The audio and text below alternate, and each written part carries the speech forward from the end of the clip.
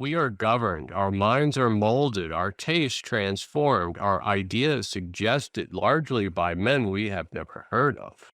I get there, and the first thing the president says, I sit in the chair, in the Zelensky chair, and the first thing the president says to me is, and laced with profanity, you know, a lot of people think they know how they can be the effing president. Well, they have no effing idea how to be the effing president. And I'm like, oh my gosh, this is going to be the longest hour of my life. And he read me the riot act. After that was all over and he had that out of his system, we stood up at the end, and it was the day that Barack Obama had said that if he were president, he would just fly our planes over the border into Pakistan, and he would just bomb Pakistan. And so I said to the president as I'm walking out, and he's standing by the Oval or by the Resolute desk, and I said, Mr. President, I said, I don't know if you heard this, but today, Barack Obama, and he said, oh, I heard that. Don't worry about that. Don't worry about that. And I said, okay. And he said, trust me, Glenn, whoever comes into this office, no matter what party they're in, they're going to sit behind this desk, and they're going to realize, because they're going to be advised by exactly the same people that have been advising me, that they really have no choice. This is what they have to do. We hear over and over again politicians say anything in order to get elected. And once they're elected, the hypocrisy comes out of their mouths. And you see things that they were once against, they become for. Or when Trump first was in office, he spoke about the US dollar, Bitcoin, gold, and he seemed very anti-Bitcoin. And now he's did a complete 180. Or the Fed supposedly trying to tame inflation while making inflation worse. These are all examples of hypocrisy. So why is it different when it applies to crypto and it applies to something that we want? Recently, Google warned that Gmail users should update their password, and they advised extra security measures after a Salesforce breach. And what we saw was that Gmail users had their accounts hacked, roughly 2.5 billion people. And this is why I'm working with Incogni. Incogni is a service that will automatically reach out to data brokerages and ask for your information to be removed from their database. There are entities that are taking the data from all these different Gmail accounts and selling them to data brokerages. The data brokerages use artificial intelligence, machine learning to organize data, package it, and sell it to the highest bidder. Ever since this attack has taken place, I've noticed a huge uptick in spam phone calls, but I've also seen quite a bit of different exchanges saying that I reset my password when I never reset my password. This highlights the need to have your information removed from data brokerages. They're collecting information like old passwords, like your old street address and your phone numbers, all of your sensitive data. Sign up to incogni.com/Darren. When you sign up, this is an automated process. Incogni gets right to work and they start emailing every data brokerage that they're aware of and citing law to have your information removed from their data broker. If you use my link, you can get a special offer, and that's 60% off the annual plan. So check them out at incogni.com/Darren and reduce your chances of identity theft by using Incogni. You want to make sure that your assets are protected. Recently, wallets were under attack because of JavaScript exploits. This happened through a phishing attempt that made all wallets vulnerable to this attack. iTrust Capital has created premium custody accounts. This is institutional custody with award-winning US-based support, low cost with no monthly fees. Or you could use iTrust for their IRA platform, so you get tax-free trading of crypto. Check out iTrust Capital/Darren. If you use this link, they'll give you a special sign-on bonus. I actually think that where Bitcoin is going is as a strategically important asset for the United States over the next decade. It's one of the reasons why President Trump, with the help of our great AI guy, David Sachs, it's one of the reasons why we started the Bitcoin Reserve, because we want to start to put in motion the strategic importance of Bitcoin for the United States government. We know that the PRC doesn't like Bitcoin. The People's Republic of China doesn't like Bitcoin. Well, we should be asking ourselves, why is that? Why is our biggest adversary such an opponent of Bitcoin? And if the Communist Republic of China is leaning away from Bitcoin, then maybe the United States ought to be leaning into Bitcoin. And that's one of the things that we're going to be doing. Edward Bernays was a social scientist who was also cousins with Sigmund Freud, and he was leading the charge on social psychology. And one of his theories about the group mind is that Bernays believed that the public or the group mind is inherently irrational and driven by herd instincts and unconscious desires. He saw this as a weakness to be exploited by skilled intellectuals or invisible wire pullers who could direct people towards the right decision. An adversary, therefore, was any force that could tap into these same instincts and direct them against his client.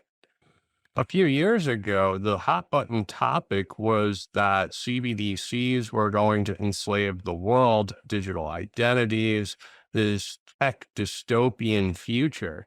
But now we have stable coins and crypto. And essentially, the same things can happen with the stable coins and crypto technologies. It doesn't change very much. The only difference is one is centralized and one has the illusion of decentralization. We have had bipartisan support to get us to where we are today. Not only have we had bipartisan support, but it's accelerated every presidency, every term. We've had more and more debt, and it's always outspent the last term. No alternative right now. But as we move towards more crypto strategies, more stable coin, I was in Asia 2 weeks ago, and the countries are all talking about creating their own stable coin because they're worried about the increased dominance of having a dollar stable coin worldwide. So they're all going to start their own. Getting back to, they're going to focus on their own economy, and they're going to digitize and create their own stable coin and digitization of their currency. So there are, and I do believe things like Bitcoin will play a big role in this too. And I know our government is very in favor of this. We just had the Genius Act that was signed last week. But the reality is, these names.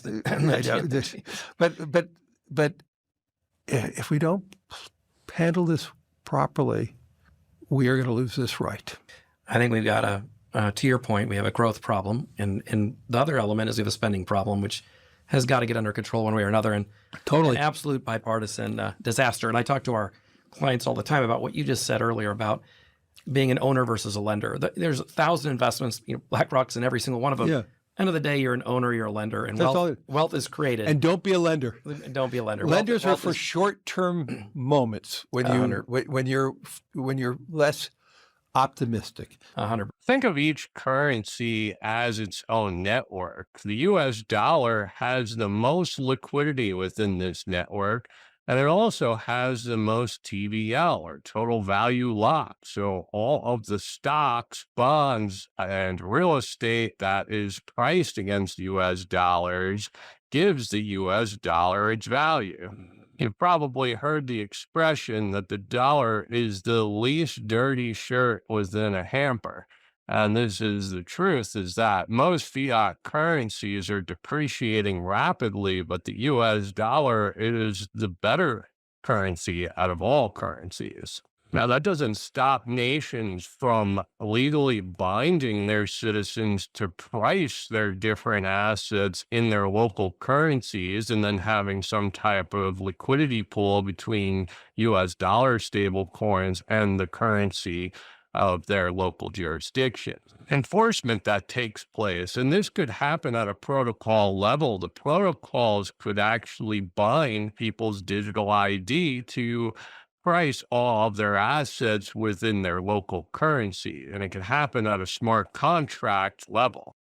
I think we have certainly moved away from the case of advanced economies, rich economies can keep increasing their debt, which is what's projected to happen, and there's not much to worry about. I think we're certainly past that.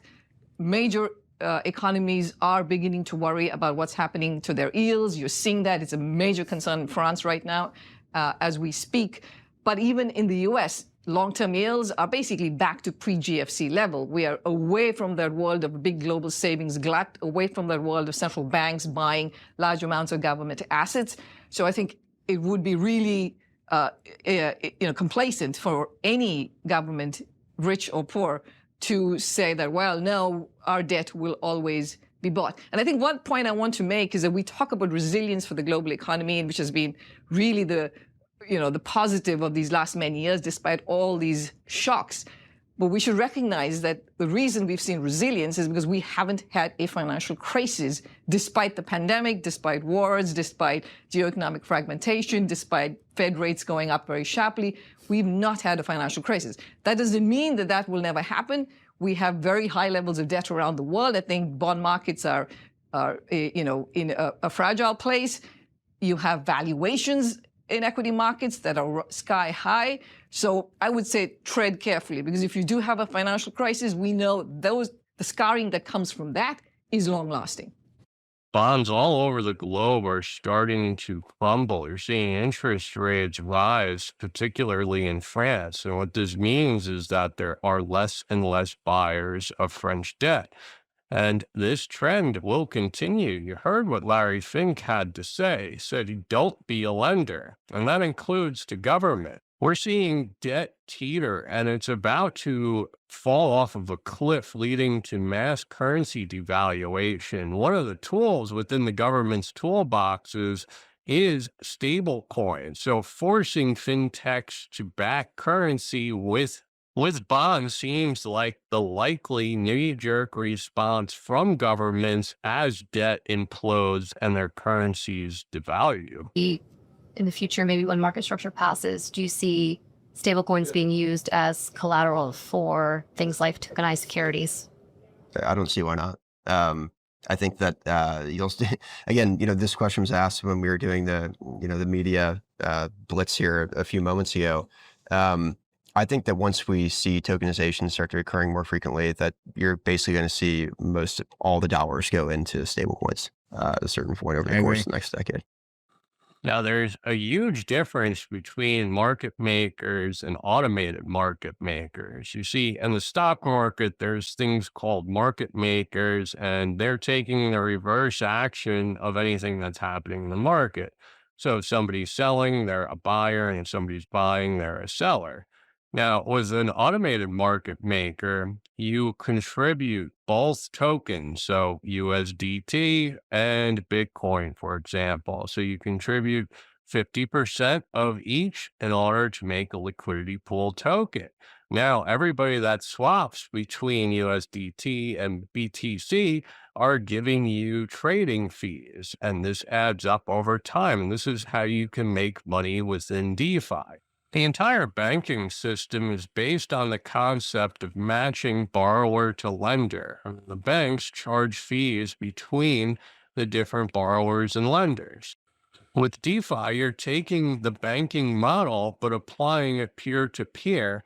And no longer do you have banks as the central intermediary. You have smart contracts, and these are built on trustless ledgers. So therefore, the entire banking system is at risk of going away. And if it doesn't go away, it's going to have to migrate and adapt drastically. All these different use cases with stablecoins, the utility of stablecoins offers a yield. And this doesn't necessarily have to come from the U.S. Treasury. There can be opportunities for investors to earn yield by staking stablecoins. The vast amount of leverage in the system is the banking system. So when you go direct to the people and it's peer-to-peer, there's no more levered entities like the banks within this system. The U.S. government will have complete control over the money supply. Yeah, no, I think it's exactly right. I mean, I think the one thing that's unique about USAT is this could be the product that market makers use when we get to the point of tokenization of public securities. It can also be the same product that the underserved and unbanked in the U.S. are using. I mean, that's a pretty powerful recipe for success. It's creating a level of transparency that we've never had before in the financial system, and creating equal opportunity for everyone inside of our American system, which that's something that we're extremely proud of. When borrowing and lending is brought down to its lowest possible cost, that means that you have a level of efficiency within the economy that is unprecedented, because there's no more gatekeepers. There's no more banks charging exorbitant fees in order for deals to happen. Everything can happen peer-to-peer. But also, this is why we've had systemically important events take place, is because a lender that was set up went bad and they lent out money all over. And once they go belly up, then the whole system comes crumbling down. And he's very much in the higher for longer inflation. We're in the 70s. This is intractable. Look at the wage negotiations, the UAW, the auto companies, the airlines, 10% per year, 6% per year. And our answer to that is many of these industries are going to be disrupted, disintermediated, and perhaps destroyed. And so what will happen is that those wage gains will end up crushing margins. This is not going to be pushed through into inflation. And if anything, we believe that we're going to enter a period of deflation. Now, I know deflation sounds scary. Sounds scary because of 08-09. Everyone was talking about a deflationary bust back then. And it was horrifying. And, it was terrifying in many ways, because there was almost a complete financial meltdown. That's not what we're talking about right now. There's good deflation and there's bad deflation. I just gave you an example of what bad deflation will be. Companies that have not invested aggressively enough to move into the new age, and they're going to be disrupted, creative destruction. The good deflation is what I described before.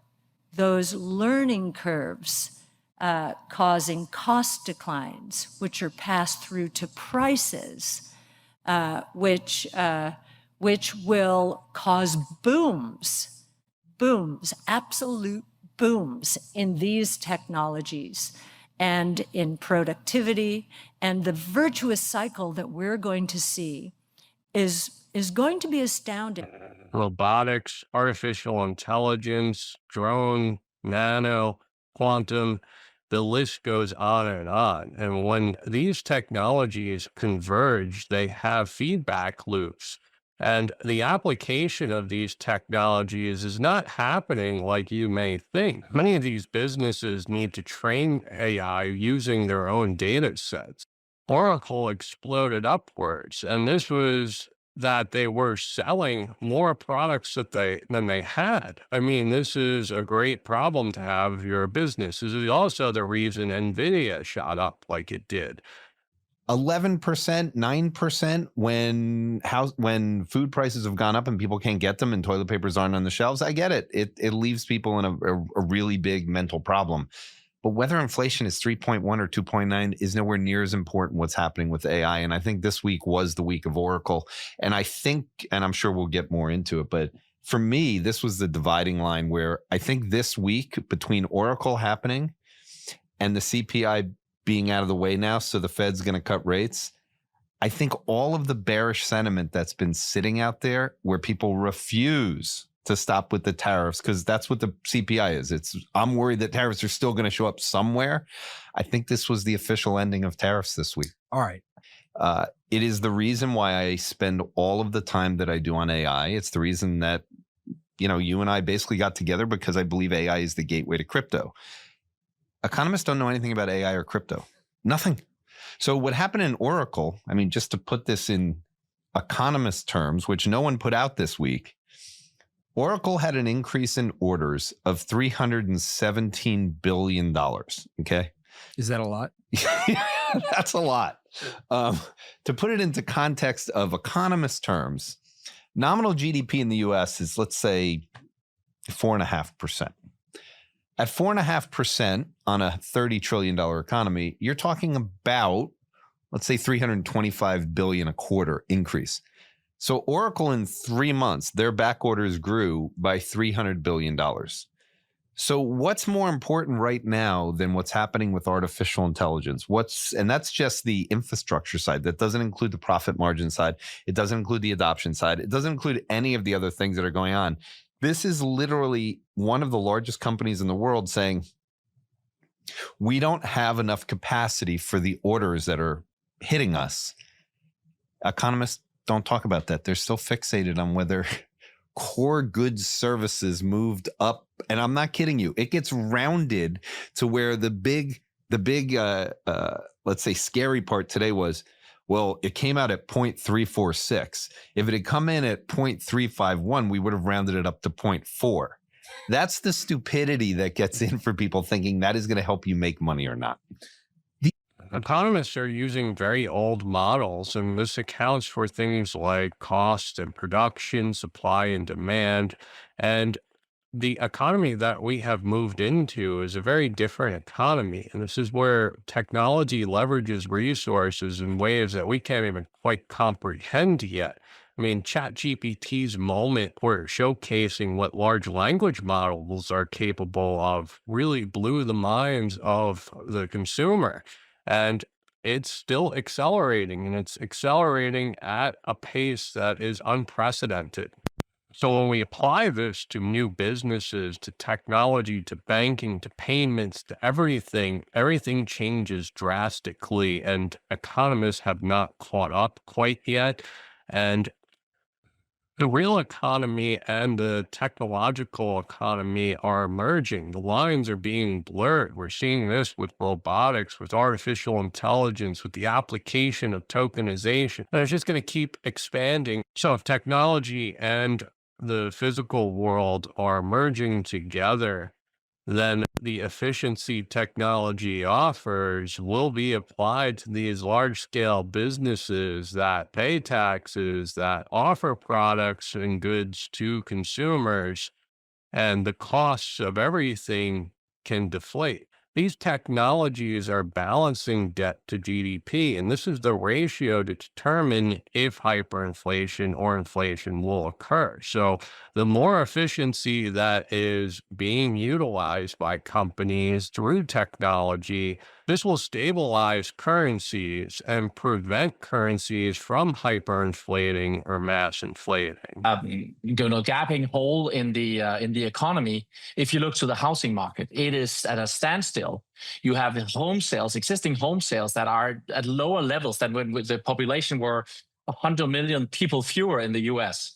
So this is about the real economy versus what you have, what I call the liquiditist thinking, that is, as long as you get liquidity out there, everything will be fine. You can get a eureka moment. And I'm also talking about that you are not at the top yet. And I see Bitcoin and I see other cryptos moving much higher here. But that's not the same as the real economy. And the real economy is rolling over at this point. And that is the problem. And I think people are not really understanding what this means. There's no indication of an early phase here. And the artificial part can work for as long as you are in a deflationary environment. Remember, inflation has been reintroduced. We now have people expecting inflation to go up. So if you're Mrs. Johnson now and you get $100 saving on your mortgage loan or whatever it is because of, artificial thing, will you go spend that money immediately? Or will you actually save it for a rainy day, having looked at yield rise, rate rise, and you looked at inflation and so on and so forth?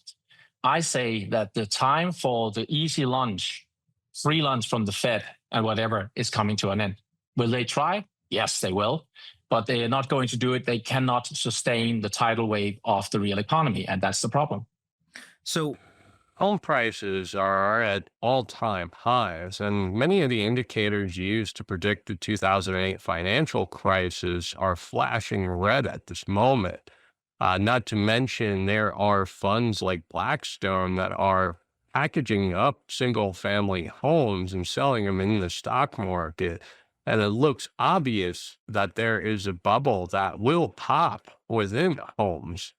This is a distortion in the economy. And what will likely happen is that this will surface and the Fed will paper over this problem. Remember that the Fed rarely lowers interest rates because everything's good. They lower interest rates because there is turmoil in the markets. For banks to make loans on behalf of consumers and businesses. So instead, you have peer-to-peer loans that replace the need for brick and mortar banks. We may have digital banks. We may have a different banking system based on tokenization, but the banking system that we know is being phased away. Another financial crisis would mean the end of the US dollar. So when we're getting close to a financial crisis, the US government is literally going to throw the kitchen sink at the problem. And it's not going to be the Federal Reserve giving reserves to the banks. It's going to look very differently. And this is where stable coins direct to consumers plays a role. This is what happened with 2020. This is what BlackRock directed the US government to do, is to print money and give it directly to the people. So when we have another collapse, that is going to be the playbook. Instead of stimulus checks, they're going to give you stable coins to use. We had a Democratic administration that got chastised for printing lots of money. We now have a new Republican administration, which says they want to run the economy hot. They're all debasement stories, and they get elected by the baby boomers who don't want a recession. So, you know, I made the comment that we haven't had a recession since before the iPhone.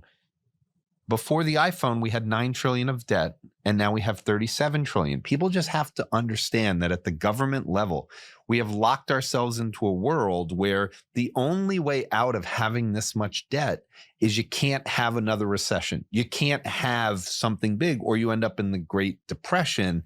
And since we already know that, well, let's go with the unknown where it goes in. And that's why when people see the polarization of the government, the anger that people have, the violence that's happening around the globe, the inequality has left the world in a place that, again, is part of the debasement story. That is why I migrated to understand crypto more. It's why I think AI is going to take us faster to a world where those two merge.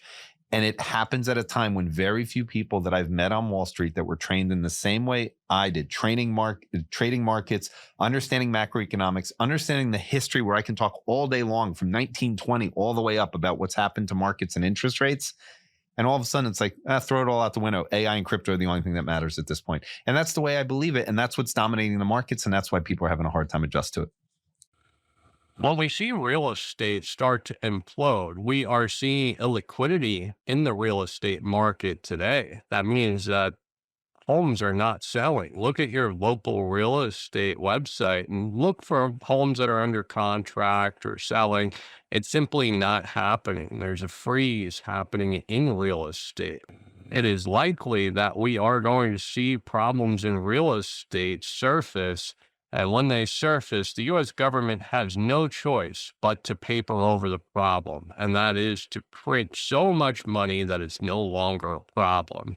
And this is what's going to cause devaluation of currency and pushing up asset prices to sky-high levels. Chris Larson once said that a really efficient digital asset could prevent the next great financial crisis. I started this video off by suggesting that somebody is pulling the strings, and the reason for this is because a financial crisis is coming to the U.S. markets. It's only a matter of time. Being able to track and trace all things of value to all people, using artificial intelligence to manage money, having technology that is interoperable with artificial intelligence and smart factories, creating a future that is sustainable, that has a feedback loop of efficiency. This productive, efficient future does not include everyday people. The conscious and intelligent manipulation of the organized habits and opinions of the masses is an important element in democratic society. Thanks, everyone. I hope you enjoyed the show. Please take a moment to like and subscribe. If you enjoy content like this, please consider joining my Patreon. Patreon access has exclusive research, daily market updates, as well as a weekly open community forum.